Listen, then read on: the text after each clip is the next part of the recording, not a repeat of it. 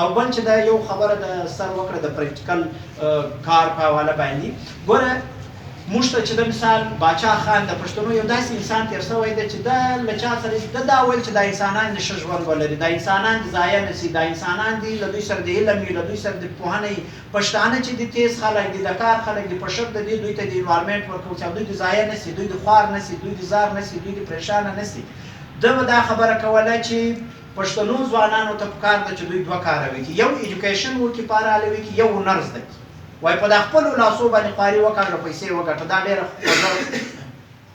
خوراک وي. نو یو به تاسو هنرونه زده کوئ، هنر خامخا زده کوئ، بیا هغه هر هنر زده کوئ، درزیتوب زده کوئ، مستریتوب، حتی موچیتوب زده کړه، خو زده یې کړه، ولا بې فایده وي، نقصان نه درکوي. یو بل کار زده کړم، دا پرجانو کارونه زده کړه، یو بل ښه هنرونه دي،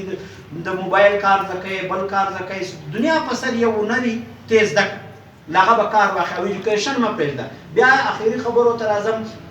ځینې داسې سټوډنټ وي چې د هغو د کور حالات خراب وي، اکنامیکل سټرانګ نه وي، د هغه هرګز دا مطلب نه دی چې دی به تعلیم نه کوي. ما در ټول څه چې ته وغواړې هغه کیدی شي، چې ته یې نه غواړې نو څه کیدی شي، په خپل کور کې به ناست سبق به ووایې، که تا غوښتل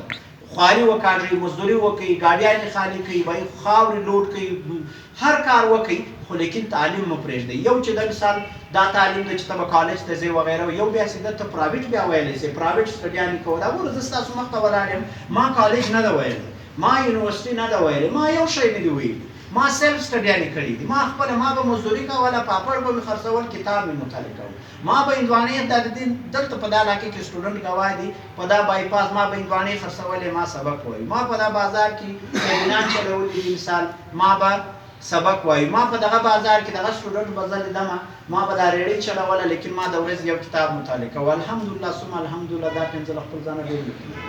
اوس ما چلول ریډۍ، ما خرڅول پاپړ، خرڅولې مې هندواڼې، لیکن خواب مې غټ، ټارګېټ مې لوړ، خپل سوی مې وغلی کړی چې بهی دا زه عرضي کوم، زه یې کوم، ما ته ماښام څوک راکوي پیسې، زه پاپړ هم خرڅوم، زه هر څه کوم، لیکن خوابونه غټ وساتئ، سوچونه غټ وساتئ، غټ غټ امیدونه وساتئ او د هغه لپاره بیا کار وکړئ، مطالعې وکړئ. نو انشاءالله چې دا هر څه وکړئ، بیا زما دا امید هم ده او زما دا یقین هم ده چې انشاءالله په ټول ژوند په شا نسي راتلی.